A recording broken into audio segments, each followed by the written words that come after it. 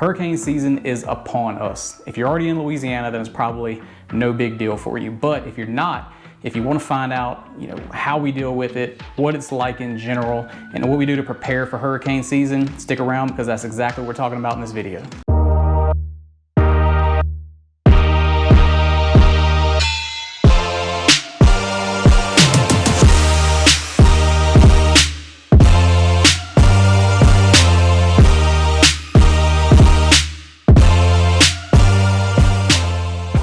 Hey guys, Shaun Ramos here. Welcome to the channel. Welcome back to the channel. This is Living in Louisiana, where we talk about everything that you need to know when it comes to what it's like moving to or living in Louisiana. So if that sounds like something you'd be into, make sure you subscribe and click that notification bell because I'm putting out brand new videos just like this every single week. And we want to make sure that you're the first one to hear about it. And just in case you didn't know yet, I am a licensed realtor in the state of Louisiana. And as much as I love making these videos for you guys, what I really love is help you with your real estate needs. So whatever specific questions or needs that you have when it comes to making the move to Louisiana, that number that's popping up on your screen right now is the best way you can reach out to me. Absolutely love helping you guys make the move to Louisiana, so don't hesitate to reach out if there's anything at all that I can help you with.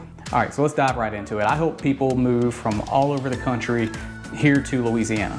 For the people who are moving from another state that's in that Gulf Coast region, hurricanes are just a part of life and it's no big deal. But I do notice that clients that are coming from different areas that aren't used to dealing with hurricanes tend to be a little more concerned. Oh my. So a question that I do get a lot is, will my house stand up to a hurricane? And just to give an example, I actually had a closing today. It was a couple that moved from Tennessee, and they bought some new construction from DSLD, and one of the questions that they asked the builder in our first walkthrough was just that. If we get a bad hurricane, will the house be okay? And of course the builder assured them that hurricanes are just part of our life here. So they build the house to withstand even the strongest hurricane possible. And I can attest to that. I actually lived in a D.R. Horton house during Hurricane Ida, which we'll talk a little bit more about later in this video. But this was one of the strongest hurricanes that we've seen here in a very long time. And I had zero damage to my house, no missing shingles or anything. But it's a legitimate question because hurricanes can be pretty scary for somebody who's never dealt with that before. All right, so first things first, what is a hurricane? A hurricane is a storm system that rotates around an area of low pressure. It's going to produce strong winds, heavy rains, and storm surges. They form over the warm ocean waters in the Atlantic, and sometimes they just fizzle out into nothing out in the ocean, and sometimes they'll hit land. Now it's the end of May when I'm filming this, and I don't know when you're gonna be watching this, but the hurricane season is coming up on us right now. It goes from June 1st all the way through the end of November. So for those 6 months, you just wanna be prepared. Now it's definitely not something we deal with every year. They say it's about every 2.8 years that a hurricane will actually hit land in Louisiana. But really that's just an average. You never know. We could see multiple hurricanes in 1 year, or we could go years without actually dealing with one.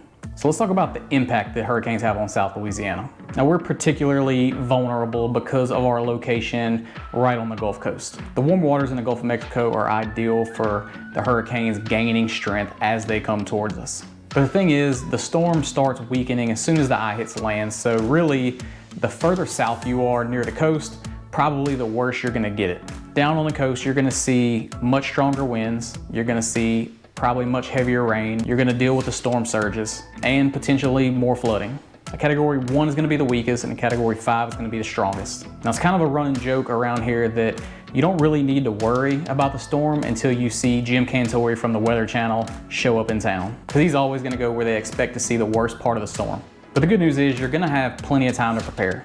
When the storm forms way out in the Atlantic, if it looks like there's any indication that it could possibly come our way, they'll be talking about it on the news a week out. So you know it's coming, and they'll know for sure that it's gonna hit our area days before. So just depending on where you're at in the path and how bad the storm's gonna be, you can choose to leave town, or you can choose to just get prepared and hunker down and ride it out. I got to get out of here! Now I'm not saying you should never leave, but just in my lifetime, I've never once had to evacuate.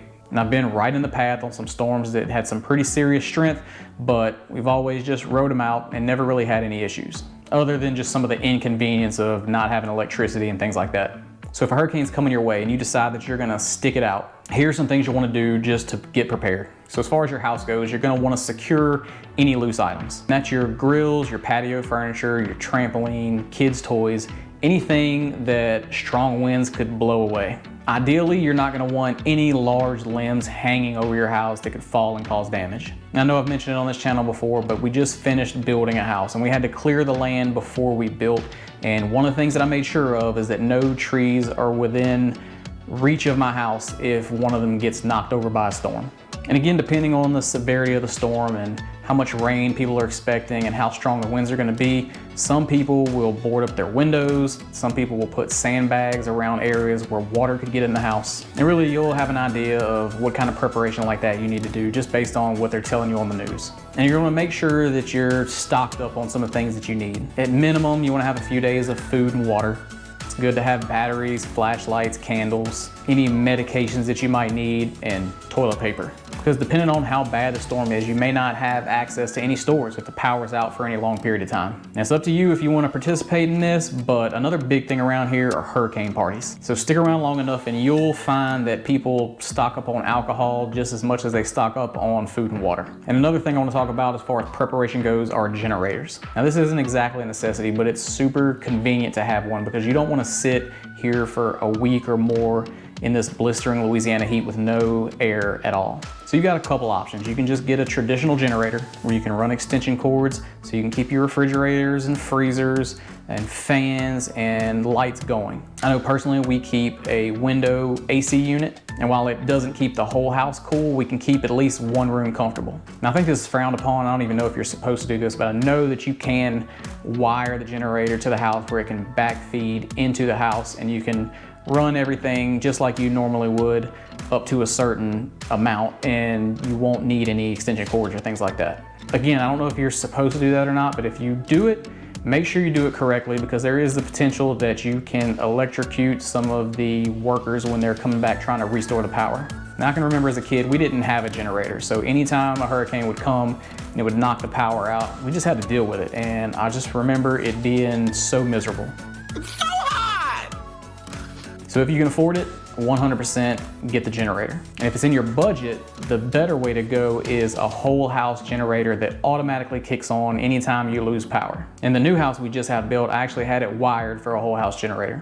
Now they're definitely more expensive. There's a big upfront cost to buy the generator and have it installed. And it does cost more per day to run it than it would if you were just to go buy gas for your regular generator. But it's 100% worth the cost because the biggest problem you're gonna find when you're trying to run your generator is getting gas. So many people are out trying to get gas when the power's out like that you're either gonna have to deal with really long lines when you're close to home, or you're gonna have to drive really far out somewhere that wasn't really affected by the storm. Now, because of the risk of these storms coming, it does affect your insurance. So let's talk about that. In 2021, Hurricane Ida came through, and that was, I believe they said, the second worst storm that Louisiana's ever seen. So there was a lot of damage, lots of people's power was out for weeks. So after that storm, a lot of the homeowners insurance companies just pulled out of Louisiana altogether.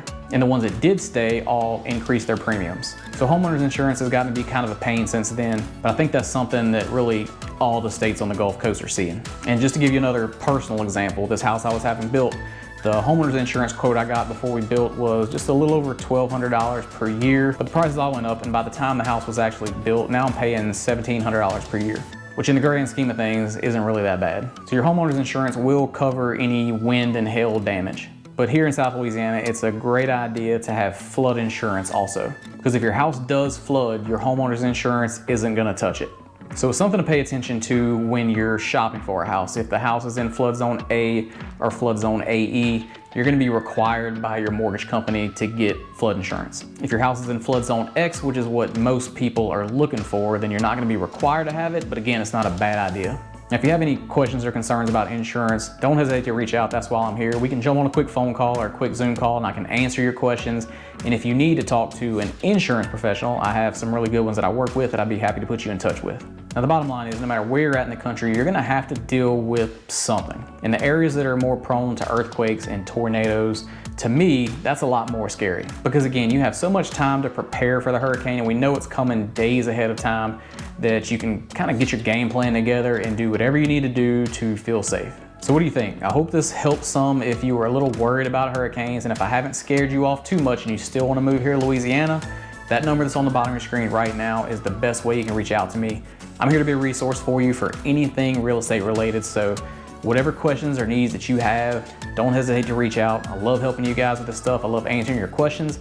Happy to jump on a phone call or a Zoom call with you anytime and talk about whatever your goals are. One last reminder, if you haven't done it yet, go ahead and click that red subscribe button and the notification bell because I'll put out new videos just like this every single week. So let's make sure you're the first one to hear about it when a new one comes out. All right, you guys have a great rest of your day and I'll see you on the next video.